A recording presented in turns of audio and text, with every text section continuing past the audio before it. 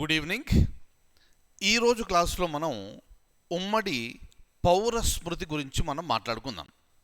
మరి ఈరోజు స్పెషల్గా ఎందుకు మనం ఈ విషయం గురించి కరెంట్ అఫైర్స్లో మాట్లాడుతున్నాము అంటే, అతి త్వరలో భారతదేశంలో ఉన్న ఒక రాష్ట్రం ఈ ఉమ్మడి పౌర స్మృతిని అమలు చేయడానికి అన్ని సన్నాహాలు చేసుకుంటుంది. ఇక ఎగ్జామినేషన్లో అడగబోయే క్వశ్చన్ ఏమిటంటే, ఆ రాష్ట్రం ఏది అని అడగవచ్చు. ఆ రాష్ట్రం ఏది అంటే ఉత్తరాఖండ్. జ్ఞాపకం పెట్టుకోండి, రీసెంట్గా ఎలక్షన్స్ అయ్యాయి.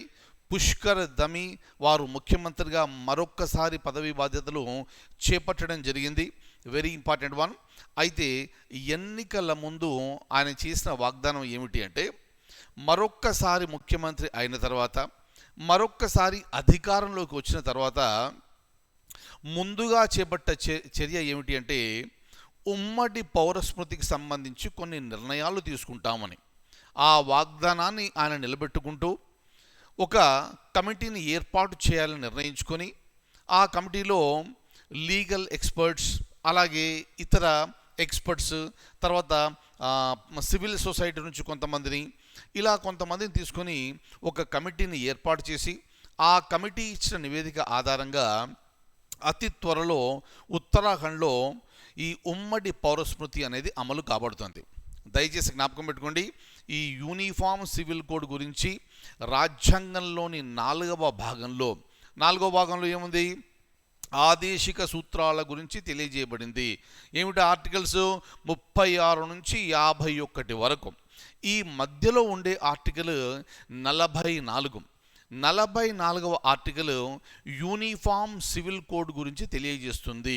కానీ మన రాజ్యాంగం అమల్లోకి వచ్చినప్పటి నుంచి ఇప్పటి వరకు కూడా ఏ రాష్ట్రము దీనికి సంబంధించిన చట్టం అంటూ ఏది చేయలేదు.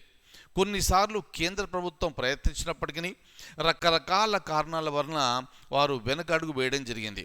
ఇక ప్రస్తుతం ఈరోజు వరకు కనుక మనం భారతదేశాన్ని చూసుకుంటే, ఈ ఉమ్మడి పౌరస్మృతి అనేది కేవలం గోవా రాష్ట్రంలో మాత్రమే అమలు చేయబడుతుంది. ఇక ఉత్తరాఖండ్లో ఇది రూపుదిద్దుకొని అమలు చేస్తే ఉత్తరాఖండ్ కాస్త రెండవ రాష్ట్రంగా మారుతుంది. ఇక సుప్రీంకోర్టు ఎన్నోసార్లు ఆర్టికల్ 44 గురించి మాట్లాడడం జరిగింది.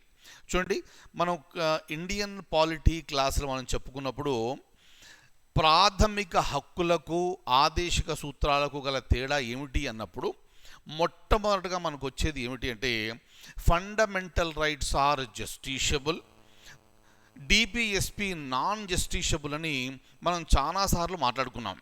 అంటే ఆదేశిక సూత్రాలు అనేవి ప్రభుత్వం చేసే పనులు, దానికి సంబంధించి మనం కోర్టుకు వెళ్ళి కోర్టు ద్వారా ఈ ప్రభుత్వానికి మనం ఆదేశాలు ఇప్పించలేము, ప్రభుత్వం తనంత తానుగానే చేయాలి. ఈ విషయాలన్నీ కూడా మనం క్లాస్లో మాట్లాడుకున్నాము. అంటే డైరెక్టివ్ ప్రిన్సిపల్స్ అనేది నాన్ జస్టిషియబుల్, ఇది ఒక పాయింట్ నెంబర్ 1.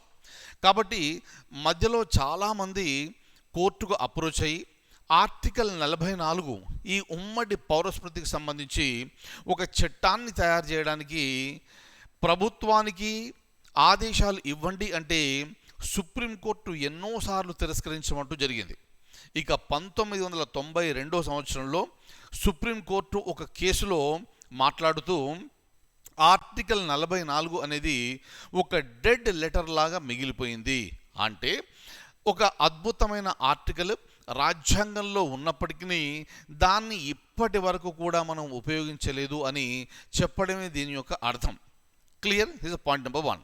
ఇక నెంబర్ 2, వెరీ రీసెంట్గా 2019 సంవత్సరంలో కూడా సుప్రీంకోర్టు మరొకసారి ఈ యూనిఫామ్ సివిల్ కోడ్ గురించి మాట్లాడడం జరిగింది.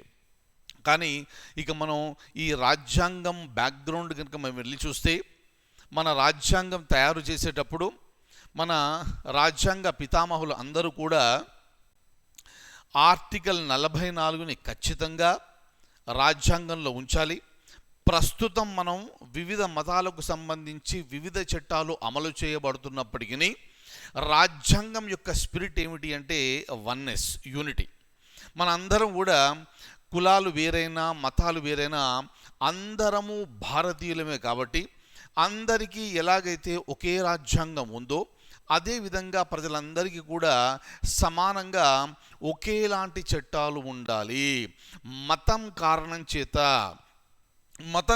చేత వివిధ రకాల చట్టాలు ఉండడానికి వీల్లేదు అని చెప్పడమే దీని యొక్క ముఖ్య ఉద్దేశం.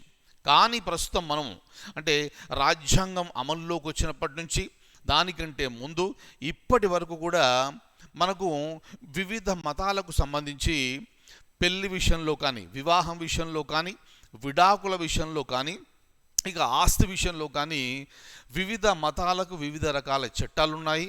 ఆయా మతాలకు సంబంధించి ఆ చట్టాలు అమలు చేయబడుతున్నాయి.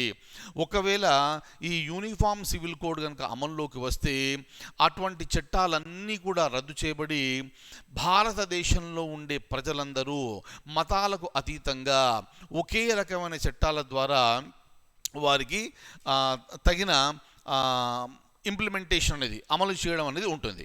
Very very very important. ఈ పాయింట్స్ అన్నీ కూడా జ్ఞాపకం పెట్టుకోండి. ఆర్టికల్ 44 పార్ట్ 4 ఇది ఎక్కడుంది? ఆదేశిక సూత్రాల్లో ఉంది. అలాగే ప్రస్తుతము యూనిఫామ్ సివిల్ కోడ్ అమలు చేయబడుతున్న ఏకైక రాష్ట్రం ఏది? అలాగే యూనిఫామ్ సివిల్ కోడ్ గురించి సివిల్ కోడ్ని ప్రవేశపెట్టాలని యోచిస్తున్న రాష్ట్రం ఏది? ఇదొక పాయింట్. అలాగే ఒకవేళ మీ ఎగ్జామ్ కంటే ముందు కనుక, ఎందుకంటే ఉత్తరాఖండ్ బాగా స్పీడ్గా ఉంది, ఇక్కడ చీఫ్ మినిస్టర్ గారు చాలా తొందరలో యూనిఫామ్ సివిల్ కోడ్ తయారు చేసి దాన్ని అమలు చేయాలి అని పట్టుదలతో అక్కడ ప్రభుత్వం ఉంది.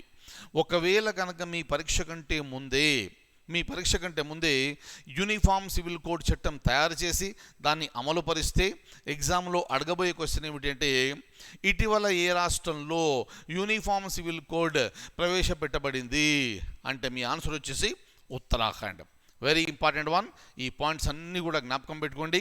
ఇక ఆర్టికల్ 44 సంబంధించి చాలా డీటెయిల్స్ మనము ఇండియన్ పాలిటీ క్లాస్లో మనం మాట్లాడుకున్నాము. ఒకసారి అది కూడా మీరు రిఫర్ చేసుకోండి. Thank you so much. I will see you in the next session.